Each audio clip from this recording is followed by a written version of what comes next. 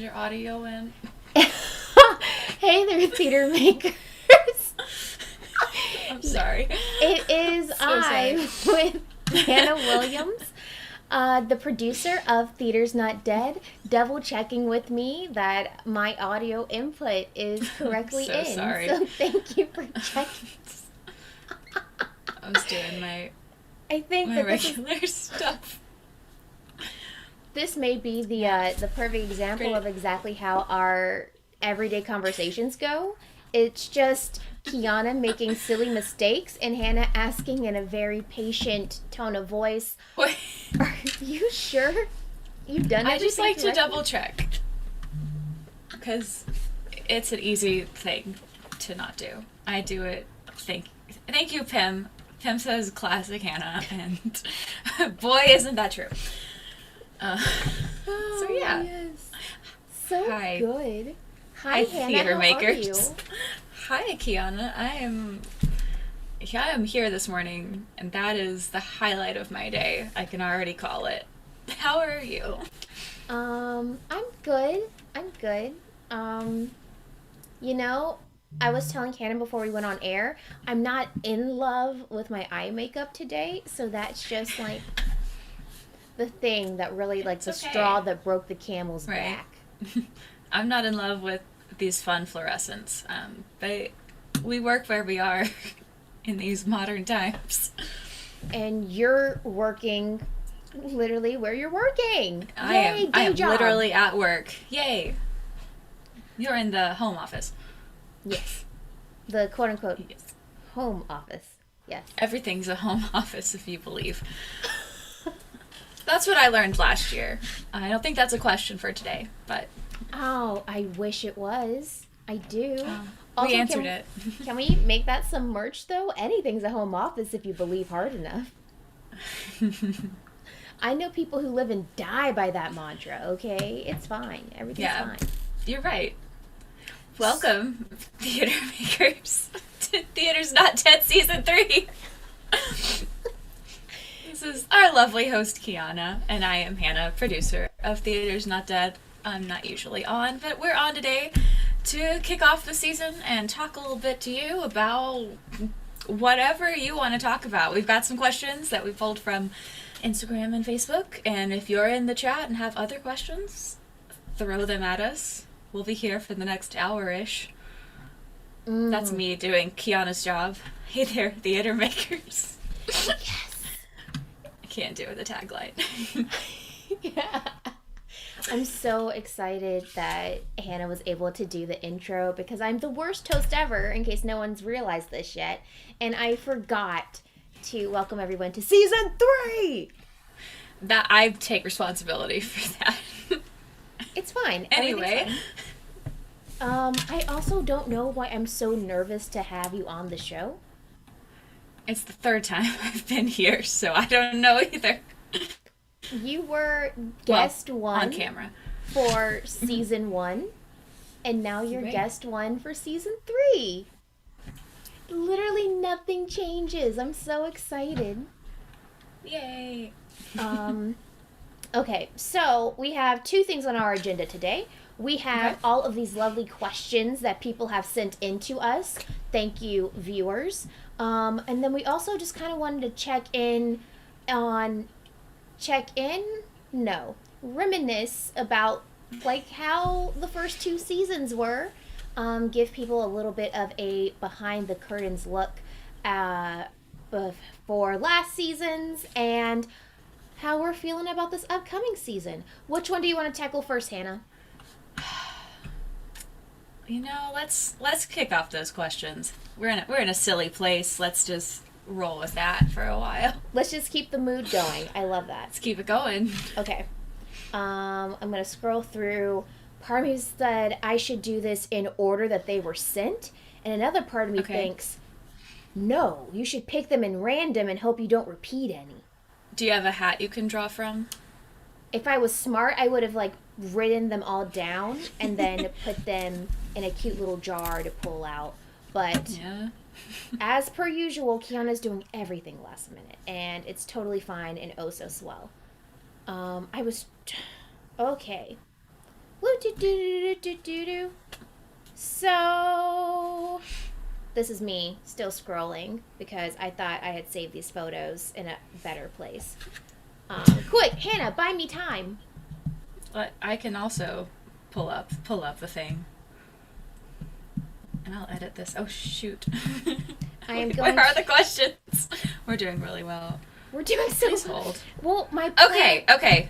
I got one. You got one. Hit me with it. I got one. Yes. This is one of from the Insta. This is from Gracie Lewis. That's the handle. We're gonna say the handles. The question is, what do we do with a drunken sailor early in the morning? Is this a riddle? Is our first question a riddle? It's many things, but today it is a question. Okay, all right. What would I do with a drunken sailor in the early morning? Well, what would we do? What do we do with a drunken sailor early in the morning? Okay, if Hannah and Key are faced with this moment in this situation, I think rifle his pockets for his cell phone to see if there's like a ICE in there. Right? Okay. I'm thinking more like old-timey Pirates of the Caribbean type sailor, just washed up. Oh. But he could have a phone. He could be a modern sailor. That really changes the question, though. That context really tells us a lot. My first thing I want to do is like see what state of drunkenness he's in. Like, does he need medical care, or do we need to like get him a coffee and a nice breakfast? Does he need to lie down? Does he need to stay far away from two lovely women? These are the questions. Maybe redirect him. Which I think also just perfectly outlines our two different personalities. My instinct was call someone to come get him. And your instinct was, is he all right? Should we get him coffee? Should we take care of him? What do we do with him? And you're like, ew.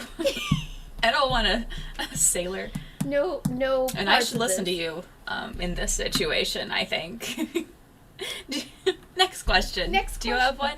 Yes, I do. This one comes from Facebook. So this is coming from Allie, friend of the show. Hello, Allie, if you're out there listening. She asked, what was the first theatrical production you saw as an audience member? And what was the first theatrical production you worked on? Ooh.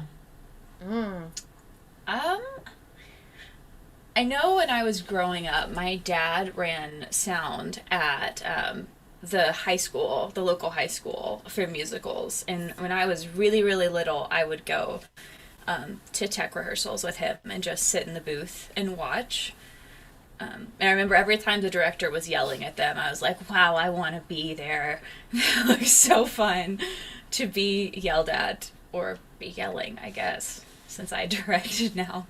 I don't usually yell. But I don't remember the first show there, maybe? I do remember when I was really young, that high school was supposed to do Annie, and they changed it to Les Mis last minute. Not last minute, but like whatever, something with either licensing or their casting pool. They were like, Annie's not going to work. We need to do something else. So they did Les Mis, which a great choice. They have a really strong choral department in that high school. So they like have voices to back it up. Like, by all accounts, I'm sure it was a good production. But me as a child was so angry that I was watching, I remember sitting at the end and Valjean's in the middle and the Eponine and Fantine ghosts are like singing to him, and I was furious. I was watching this musical about ghost ladies and not Annie. Where are our singing orphans, damn it? Where are they? Why isn't there a dog on stage? That's one of them. There are many from the high school I remember. So I guess that'd be the first thing. Do you want the first show I was in, or like the first time I remember being like on stage? Oh, are those two separate answers? They are, because I was a choir person for the longest time. So, and that also came through the church choir. So that program was set up like until you couldn't audition for a role until you were in second grade. You could like have solos and be just in the large group. So I guess in that sense, then the first time I was on stage, I was like 4 in this children's choir. Again, had been wanting to do this for the longest time because I was always sitting with my dad watching it. My mom was the choral director. So I was always like wanting to do it. And I got up on stage. And I don't even think the song had started, or maybe it had barely started, and I just started crying and ran off. So I didn't want to be there anymore. And then my first role. These aren't the answers you wanted. These are church choir answers, not like shows you recognize. Ha ha ha. Next time I'm on the show, I'll talk about that. But the first show I was in, I think it was called Esther Ordinary Faith. So it was the story of Esther in the Bible. And I was the scribe. My name was Xerox. Classy. And because they had like albums that had the full musical on it, like dialogue and everything, I would listen to it when I was going to sleep. So I knew everyone's lines, and I would stand on stage and mouth them while other people were saying them, and I would correct people, and I would jump in if people forgot their lines and tell them what they were. I was really, really lovable 7-year-old, I would say. Lots of potential as a gracious performer, for sure. What about you, Ki? I just wish somewhere there exists a video of child Hannah like just crying on stage. I don't know if that video exists, but there are videos of me in church choir, and some from high school, and a few sneakily taken of me in college. If you need those on our personal time.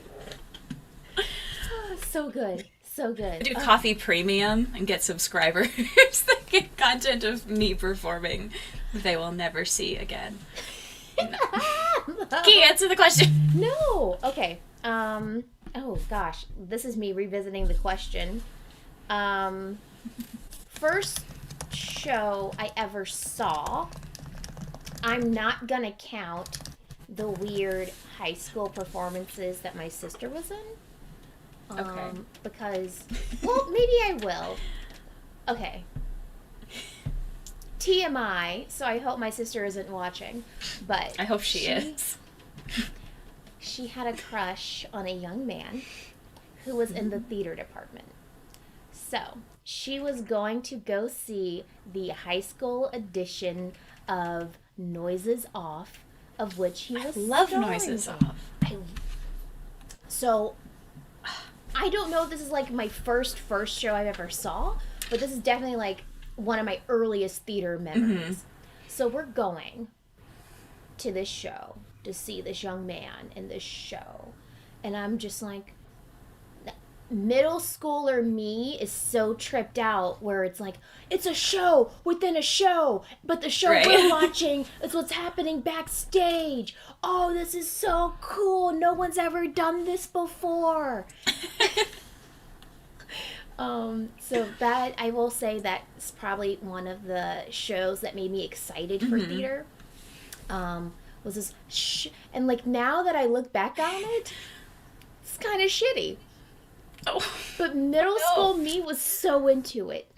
Well, I will say, like, I have been in Noises Off as a performer, and it feels the same way when you're doing Noises Off as when you're watching it. You're like, this is so cool. It's a show in a show, and I'm listening, and I'm running around, and it's intermission, but I don't have a break because I have to rotate the stage for some reason.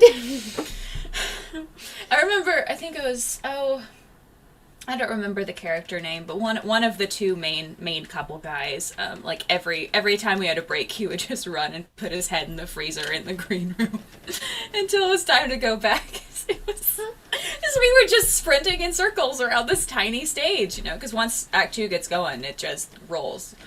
Anyway, you're answering the question. I'm sorry. I I'm too caffeinated today. I'm trying to catch up with you, I promise. Okay, first show I worked on, I think mine's going to be a two-parter as well. So, first show I worked on, hashtag North Carolina Public Education System. We did a Christmas in Mayberry. Ooh. Because that was, for whatever reason, so ingrained in our education for elementary school. Like, Okay. we always had to watch Andy Griffith. Like, that was what we did every Friday. And then for Christmas, we did a Christmas in Mayberry because, yes, North Carolina only exists in this one small town. And no, I lied to you. I'm confusing my third grade and my fourth grade performances. Third grade. How could you? Third grade was like this really cute North Pole production where all the penguins have to come help Santa because for whatever reason the elves couldn't finish the job. So now penguins have to do the job. And I was penguin number 3. Okay? Gang, gang. Okay. So I was very dedicated to my 0 lines, but I was invested. I was so ready. This is going to be my first time on stage. And then a week before the performance, this is where it gets really sad. A week before the performance, I was hospitalized with diabetes for the first time. So I was up at Duke Hospital. And I was like, oh, well, who's going to say my 0 lines now? So I was very concerned. And then I redeemed myself with the Mayberry play because I played Lieutenant Governor Beverly Perdue. Then Lieutenant Governor, and then she eventually became our governor. But at the time, she was only Lieutenant Governor. And she, too, had 0 lines. So I just walked on stage behind the governor, and I just waved. And that was my role, but I did it. Which... Well, yay. So it's like... You know? Maybe Keyanna's not good at this whole thing. No one had entrusted her with speaking roles as a child. I don't know. I think you endowed the characters you had. You did the most with what you were given. You made sure you had something memorable. You know, you had your givens. You had your backstory. You had your objectives. You knew what you were doing. You knew why you were there. You don't have to say anything. Penguin 3 was about to wrap the fuck out of these gifts. Man. Yeah. I wish I could have seen Penguin 3. I wish everyone. I think we were deprived there. But I also think that kind of brings us to another question we have. Yes, which segue. I told you I was going to think of a response for this, and I haven't. But this question comes from @looseleaftea on Instagram. If you could mash 2 musicals together into one, which ones would they be?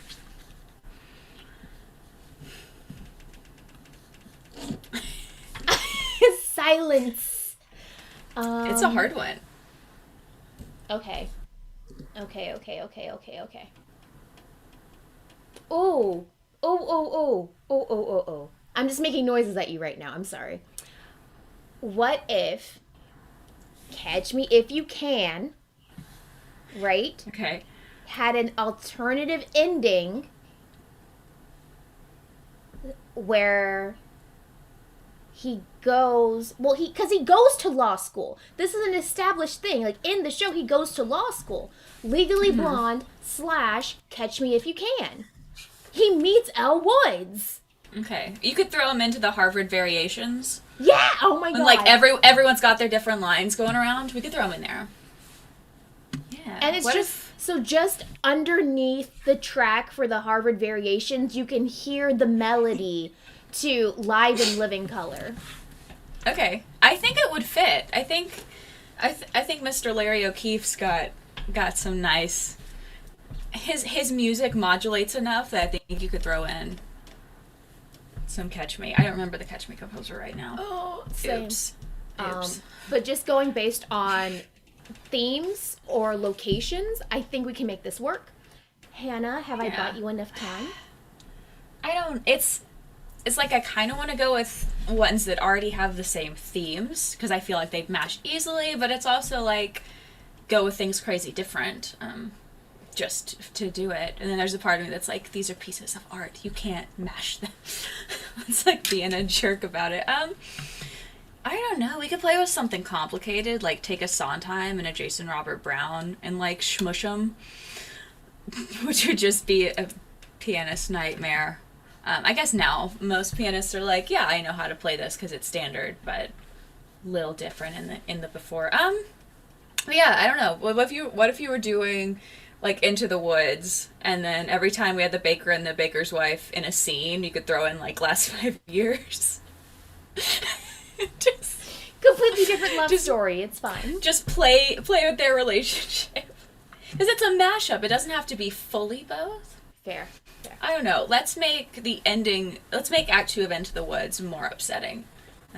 We kind of talked about yesterday. Let's make tragedies more tragic. Yes. Yes. We're I having see a your Shakespeare tragedy debate. and I raise you one. Demolish tragedy, please. We're having a Shakespeare conversation on different Shakespeare tragedies and how we like the ones where more people die and you're left alone with no one alive or like one person alive at the end and you're like, yes, this is satisfying. This is appropriately sad. Say what you want about Hamlet.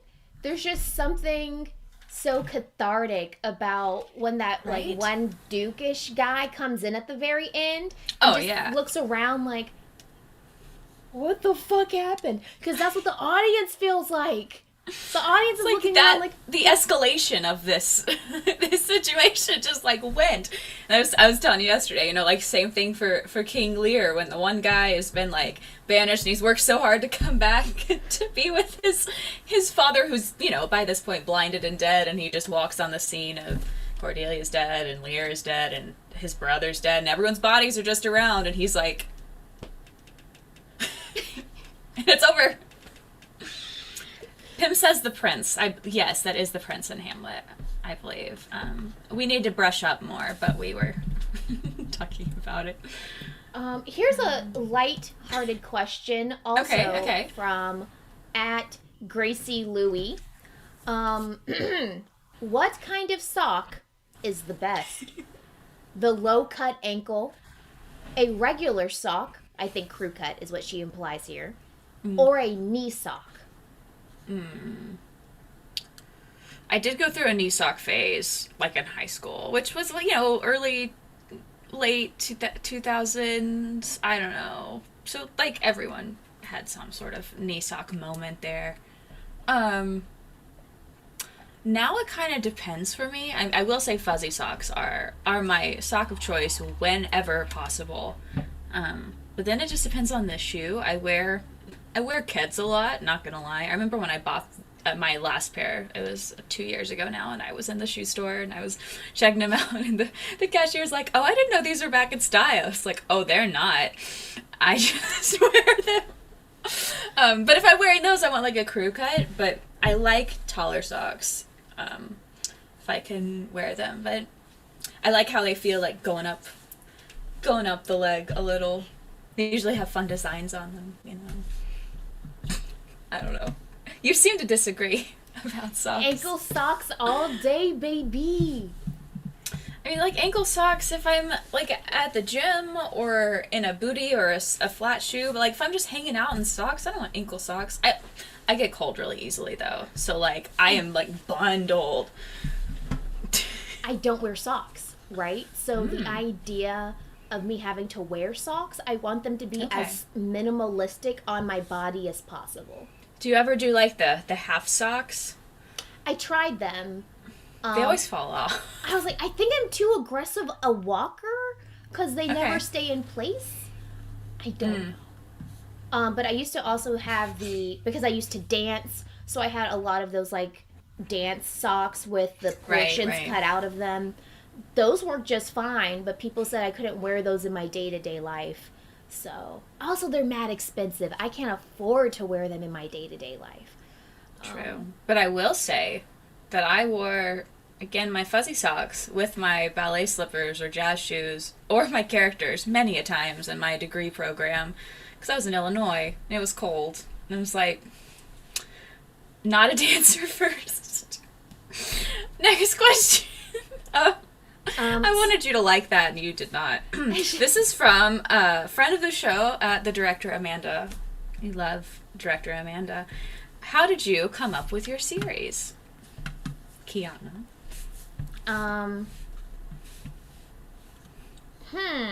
Fascinating. So I think she means series like the different segments we do, right? Or did she mean series like the show itself? I I'm don't know. asking It Hannah doesn't to say. interpret. I don't know. Amanda, if you're watching, can you? Just hop in the chat. No, let's do a little of both. Okay. So why did Keyanna start Theater's Not Dead? Mainly because, okay, actual motivations and objections aside, it was a bit for the longest. So I was in conference calls and in webinars and all this, and people kept talking about this is the end of theater. This is gonna kill the industry, talking about the pandemic and quarantine. And I used to say like hashtag theater's not dead as a bit. And then as I was developing, oh well, if we're gonna be kind of talking to artists and diving into their transition into virtual theater, what are we going to call the show? Ah, shit. Everyone already knows me as the hashtag theater's not dead girl. We'll just keep going with it. The series themselves are mainly just me being selfish. I will come to Hannah and say, I've been thinking about a thing. Can we find people to talk to about a thing? And that's how we get those. Yeah. We've got some good ones for this season. Oh yes, So plug away. Yes. So we're here today. Next week we're jumping into our February series, which is a kind of a playwright series. It's talking about writing versus kind of resting during primarily the 2020 experience. Because there are kind of two schools of thought on theatrical creation, which is let's keep going and figure out this virtual thing and do something and just like have to create. And other creatives said, this is traumatically overwhelming. I cannot create right now. And both are perfectly valid and appropriate responses to the situation we were in and still are in. So we're talking with some people with some playwrights that kept writing during that time, mostly that kept writing during that time, and just why did you choose to go the route you did? What work have you done? What work did you not do? What are you thinking about doing moving forward? I'm excited. We've got some killer guests.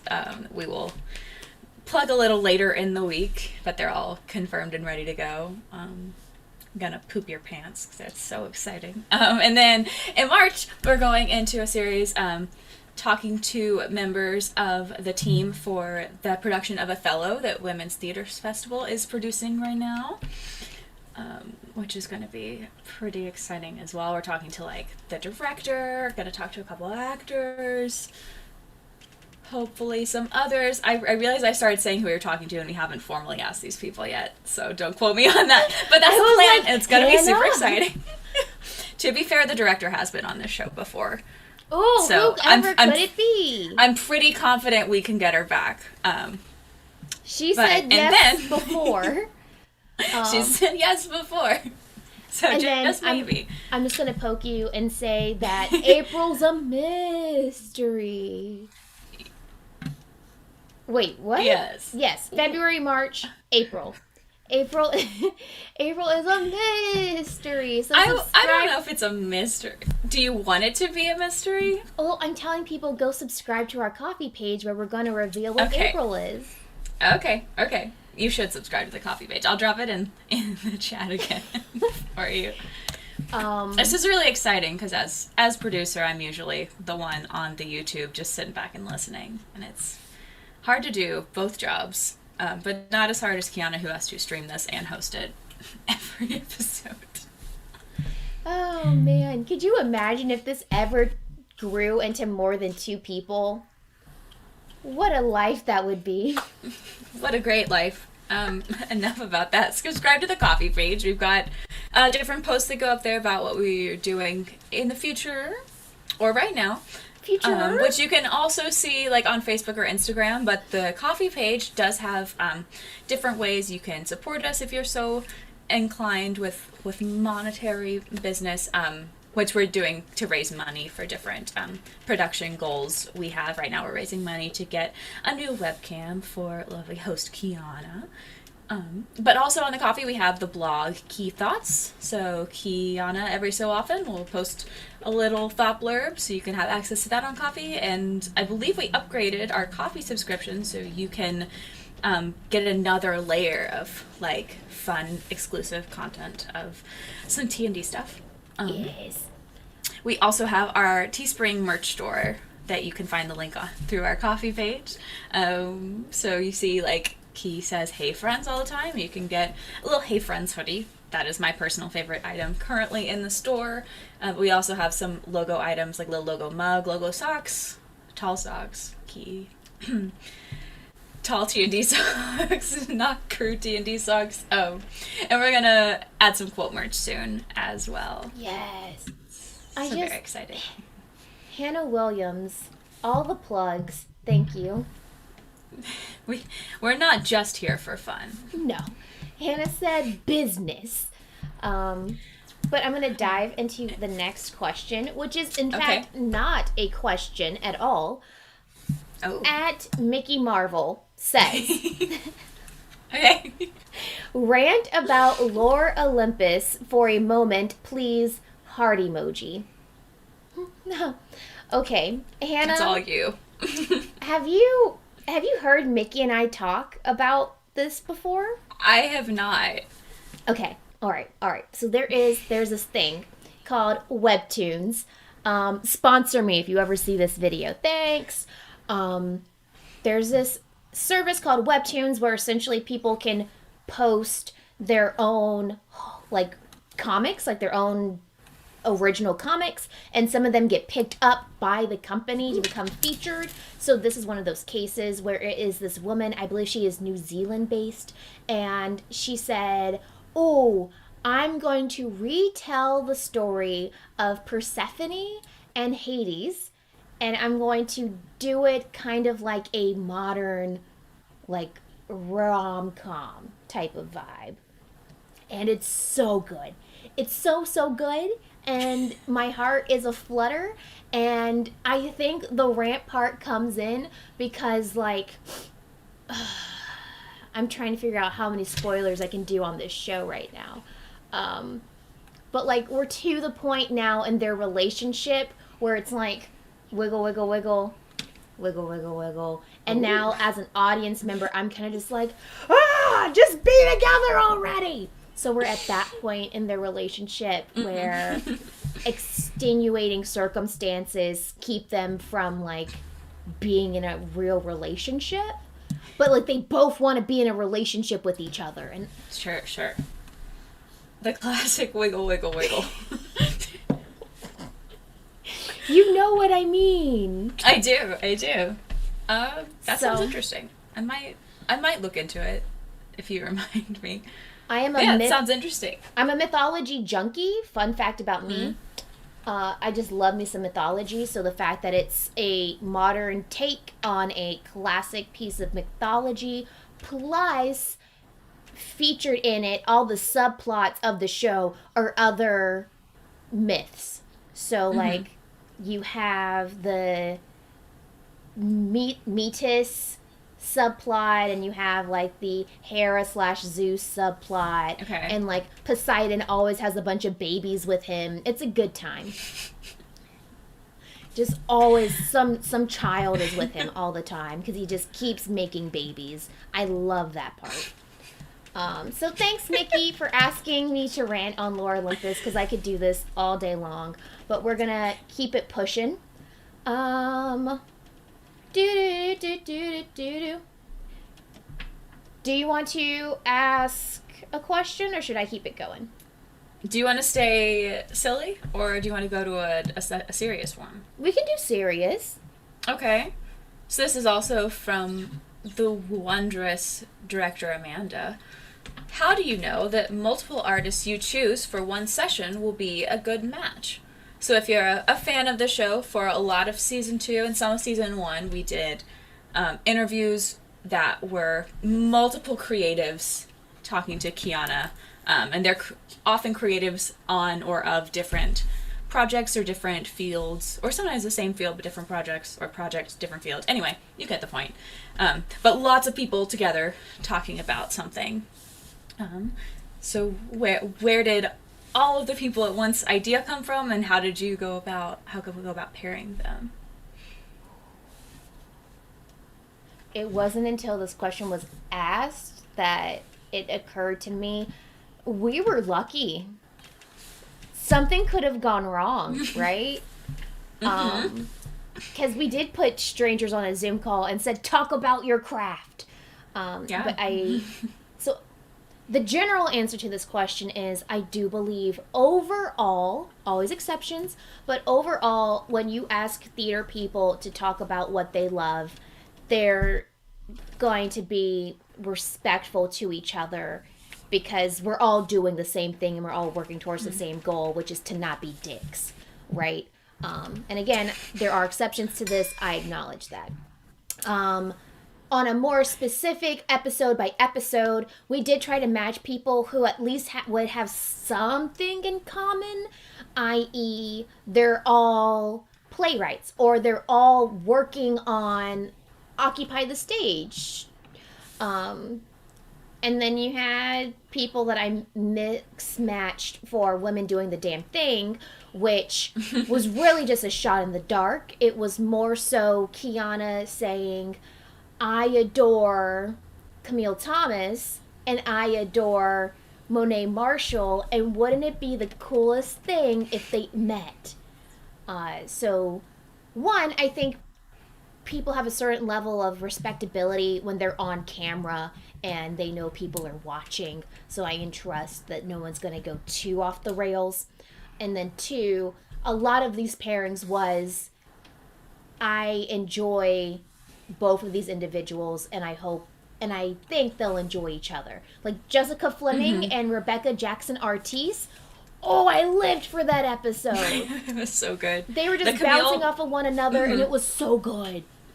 And the Camille Monet episode was also one of our best episodes from last season. And you can catch all of those on the YouTube in our playlist. There's a Women Doing the Damn Thing playlist, and you can also just find the videos individually and watch some of those interviews if you miss them, because they are incredible and poignant and thoughtful and challenging. And they're both featured on, or mostly those conversations are about Black femme creatives in theater and not creating the space, because the space does exist for them. People just keep pushing them out.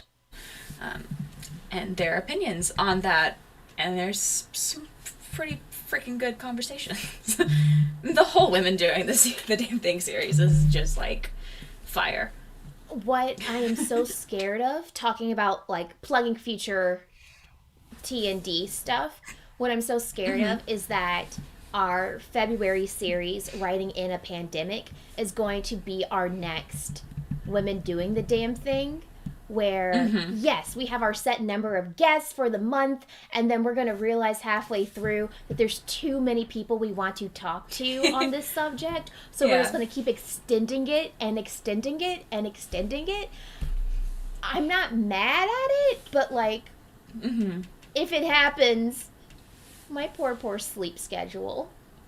But I think some of those conversations that come out of that are because they're we get more of them because they speak to what the core of like your driving like desire to do the show is talking with people who have big ideas and are not represented accurately and are doing really cool things and not just cool things, like worthwhile things and things that are much better than a lot of the things you're probably seeing, and giving them a stronger giving a boost to that platform there, in my opinion. But I will go away from that, briefly ask this next question because we're almost done with these questions, and then we can dig in a little more to our reminiscing. I think we've been kind of filtering, like throwing it in a little the whole time, which is great. This one's again from Gracie at Gracie Lewis. I don't know her on Instagram. It says, if you had to eat nothing but papayas or grapes every day for a year, which would you eat? Oh, grapes. Really? I don't like papaya. See, I don't think I like papaya. I don't eat it often enough to like have a strong opinion on it. But I would choose papaya because it like grapes never fill me, and they always leave me with like a really weird watery stomach filling. Can you just double check real quick? Is it only that fruit, or I just have to eat that fruit every day? If you had to eat nothing but that fruit every day for a year. So you have to live a full year off of either grapes or papayas. I'm still going grapes, but like that does change things. I don't think grapes are gonna sustain me enough. But our last question that I have anyway is from at Casey Swartz. Your favorite thing about y'all's working relationship? Hannah Williams is just so cool, you guys. I thought you were gonna say Goldblum, so that's... Oh my god! Wait, my son! Okay, I would not put this as my favorite, but it's definitely within the top 3. Hannah has 3 beautiful, gorgeous cats. Sure, all of that, but like, we all know I have my favorite, which is baby Goldblum. He is barely a year old. He's not even a year yet. He's not even a year old. He's a little baby. He's like this precious all black cat with these really pretty eyes, and he's like a very vocal cat, so you always hear him when we're on Zoom calls together.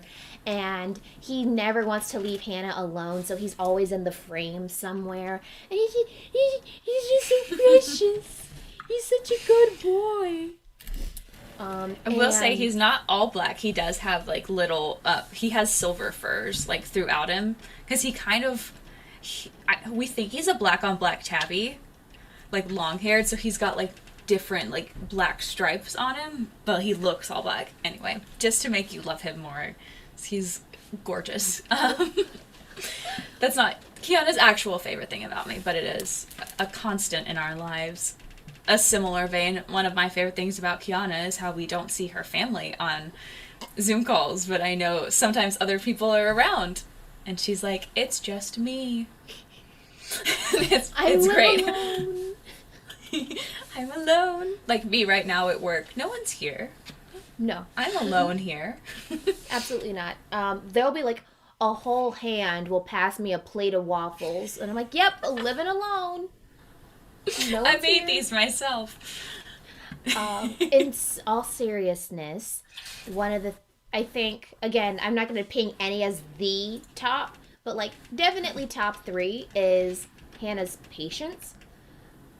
Anyone who has known Keyanna for an extended amount of time knows I can go off the rails and get too excited about things and be like, okay, I will yes and myself to the edge of the earth is what I'm getting at. And Hannah has always been the person who will sit there and listen to me and nod. And then when I'm done and I'm right at the edge and I'm about to fall over, Hannah's kind of just like, so when are you going to have time to do all that? Damn it, Hannah! I'll say it kind of works both ways, because you'll do it in terms of like you get excited about, you'll just talk about projects and ideas, and I'm like quietly taking notes. I'm like, okay, great. These are action steps I'm pulling from that. and how we could kind of move forward and create this. And Keyanna will allow that for me as well if we're talking about something and I'm like, it's less me venting ideas, more me venting different frustrations with how things might work or might be going. So Keyanna will listen on that front, and I'm like, this is what we did. This didn't work how I wanted it to, or how just whatever happened. And Keyanna will be like, okay, great. So what I'm hearing is these things are the core of that frustration, because Keyanna is much better at being angry and vocalizing that anger than I am, and I'm one who will sit back 9 times out of 10. I don't know if that's my favorite thing about Keyanna, though. It is nice. Top three. Yeah. But yeah, definitely that way that you just don't take any of the crap. You're just like, no, I am drawing the lines. You're very good with your boundaries. It is a beautiful time. I feel so validated because I didn't used to be that way, and I've been working very hard on that for these last couple of years. So for Hannah, who has not known me before 2020, to be like, you're so good with your boundaries. Friend, thank you for seeing me. I want to check in, Hannah Williams, producer. Are we done with questions? That is the last question I have. So Ooh. unless there were some more we got that you I think know of. I'm going to share one more question from Facebook. Okay. This is from Allie, and she says, whew, this is another heavy one. Okay, we're going to end on a heavy note. It's fine. Everything's fine. Theater endures. Through crisis, both global and local, big and small, theater always endures. Why do you think that is? Because it... Hashtag theater's not dead. Because, to me, theater is just, it's storytelling, right? I am a human being who has emotions and needs to express this in the form of creation of some sort. So some of the things we think of or might think of as theater in the institutionalized sense are not the only way that theater exists and has ever existed. That's why you see lots of on location things or devised things, but you could make an argument that there's a lot of just daily life you see that are moments of theater that just pop up because it's creating. And so I think as long as human beings have a desire to express themselves, then theater is going to exist in some form. I don't think it's complicated. Same with music or physical types of drawing art. It's just different ways of expression because writing, humans need an outlet to express because we have a different brain capacity than some other creatures. That's just the way it is, and that's how I try to approach different work I do. If I'm producing something, it's me thinking, okay, what story is this? How are we amplifying it? How am I assisting this story get boosted in the world? And if I'm directing and you come into an audition room with me, I have 3 criteria for you, really. I'm are you a human? Do you have feelings? Can you tell a story? Okay, great, you can do this. We can work together. And I think that's, even if I'm not directing, that's my feelings on theater and in general. So it's, oh, theater's dead. No. Theater's not theater. One of my professors actually did a series on how theater endures when all this was happening in May last year as well. He was like, hi, I have compiled an extensive historical list of times when theater was dead from the plague or different inquisitions or whatever happened. And guess what? It's not. Because people are going to tell stories. Theater's going to adapt and change, as theater always should anyway. Because humans are changing and the world is changing. And I think, one of the most dangerous things we can do when we're creating is limit ourselves or tell ourselves we have to stick to the way things are. I think boundaries are important to work within, but limits are not. I answered 4 questions that weren't asked. Keyanna. Takeaway is boundaries are important, but limits aren't. I think, put that on a t-shirt. Anyways, if I put everything on a t-shirt that I said to put on a t-shirt, our merch store would be packed. We can make so many t-shirts. So many t-shirts. We can be like on iCarly, how they just had all of those like random sayings. We're aging ourselves. Brief anecdote about aging myself, though. I was listening to some like 90s, 2000s like alt rock this morning because I was in a mood, and like mainstream too, mainstream alt rock, not like obscure stuff, but like I Write Sins Not Tragedies came on and the playlist, right? And it was from an album that was like called like 100's Greatest Classic Rock Songs. And I was like, classic.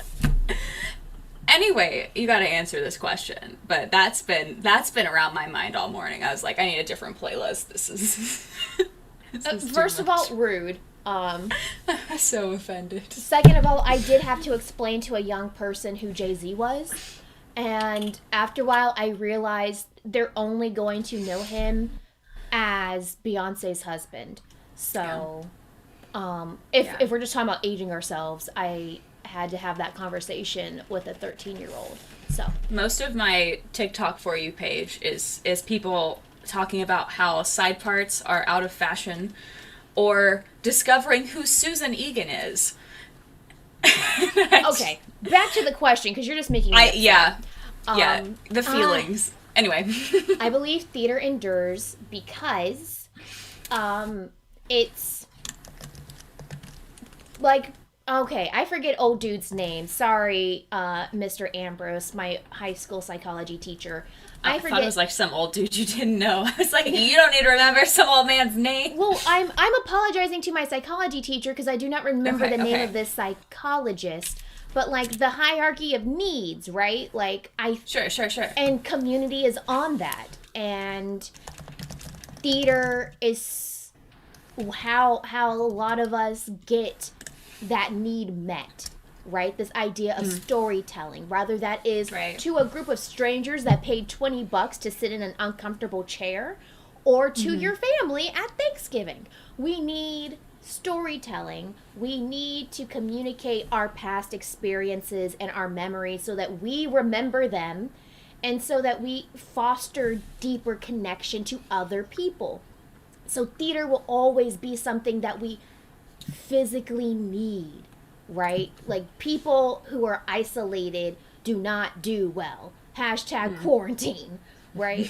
So that's why I think it will always endure, and then doubly so for virtual theater, because it can reach a lot of the people who feel isolated, who need storytelling, when they may not be able to have that need met because they can't interact with people right now. Am I sounding crazy?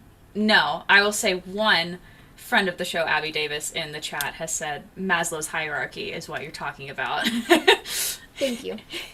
And 2, talking about that accessibility of virtual theater, but of that theater in general can create that need for storytelling, is that it encompasses a lot of the other methods of artistic creation. Like, you can incorporate music, you can incorporate writing or drawing or painting. Like, there is just a lot of elements to pull from to have that moment of expression, and it is accessible because you're, again, a human. Can I share an experience with you, Hannah Williams, producer? Please do. Okay. The year 2014. Ooh. Okay, great. Now you're here with me. Okay. Dating myself. What color was my hair? My best friend, Teresa Nieto. Ooh. Oh, well, there's her full legal. Oh, no, it's not. She's married now, so it doesn't count. Okay, I can use that name now. We'll edit it in post. We'll edit it in post. We'll edit the live stream in post.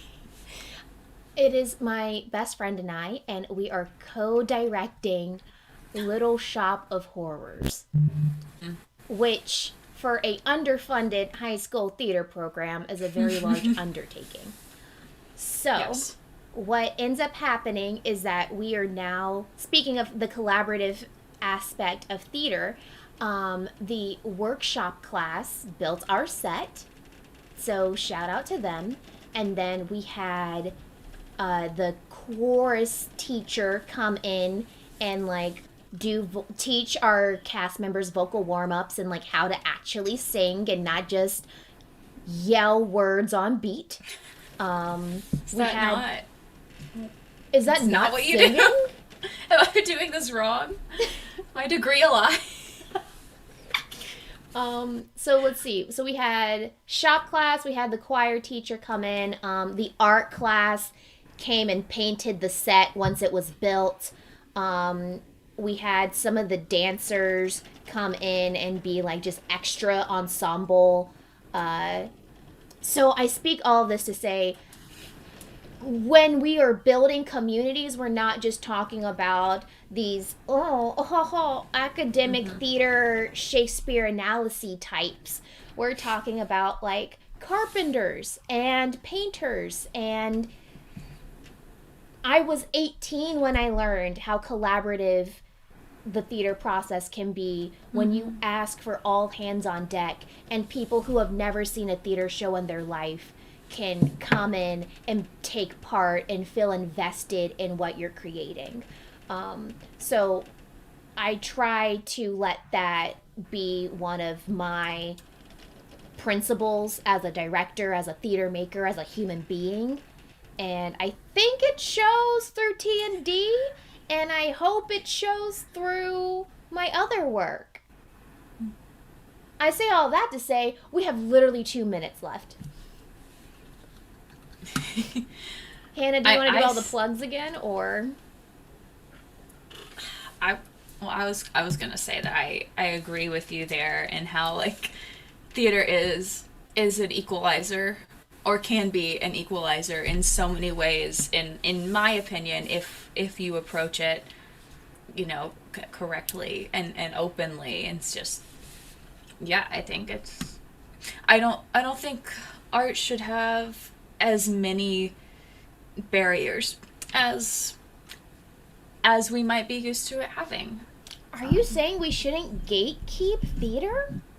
I mean, I don't think we should gatekeep a lot of things, but but yeah, I don't. Again, are you a human? Do you have emotions? Can you express those emotions? Okay, cool. Like you could do this. Yeah, I have other thoughts there, but we are approaching that magical time. We debated making today just like a free-form talk where we just go in AOC style, just kind of go until we're out of things to say. But as I am in the office, I must return to the office Yes, soon. day job. Yeah. I just want to support you It's in all great. things, Hannah. It's great. We're having a good time. There's chocolate here. My boss brought me more chocolate for the candy bowl on my desk because I ran out. So it's a good time here, Yes. But anyway, yes, plugs. We are on here on the YouTube. You can subscribe and click the little bell, get those notifications, like this video, comment on this video, check the description below. Check it out. We've got all our social links in there. So like we're on Facebook, we're on Instagram, we're on Twitter, and by we I mean I am on Twitter as T&D, but I never do anything. But maybe if you like tweet at me, I will respond. There to we you go. on Tweet the at T&D. us and we'll reply. Remind me to be on Twitter as T&D. But we're on Instagram actively and Facebook actively. The most actively we are on Coffee. You can find Keyanna's stuff there, all her key thoughts. That link's below. We'll drop it in the chat again. Check out that Teespring store. Support us by helping us get a camera. Or don't, and support us by watching. We love you either way and are just happy you're watching and hanging out with us. And given us some questions, and we are working to get our past episodes up in podcast form wherever you listen to podcasts. I think one is up right now. You can find it on the Spotify, but not more than one. But that's exciting. And we love long-term projects. Yes, we love a long-term project.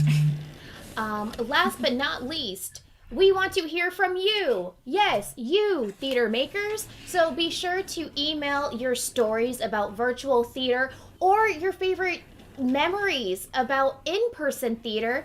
Check out notdeadwithkey@gmail.com. I'm saying check out. No, just email us. Email us your stories, notdeadwithkey@gmail.com. Maybe we'll share your story live on air. Ooh, oh. It's true. I've enjoyed this time with our fan interaction, friend of the show interaction. We don't have to limit that. You can hang out with us more. It's okay. We want to talk to you about you. We want to promote you. We want you to promote us. Yes, please. We're all in this together, to date myself again. Anyway. So good. Okay. I'm about to end the episode, I promise. One more dating yourself anecdote, right? Okay. Someone was playing That I Want It That Way by the lovely NSYNC. And their child, Oh, yes. And then their child asked the question, is this from High School Musical? I'm impressed the child knew what High School Musical was. Blasphemy. I will have none of it. So I was really upset by that story. Kids are the future. Okay, everyone. We will see you next week live, Tuesday, 11 a.m. Eastern. We're going to have a special guest from my alma mater. Ooh, who could it be? Oh, okay. I'll see you next week, everyone. Guess what? Theater's not dead. Okay, y'all. Bye.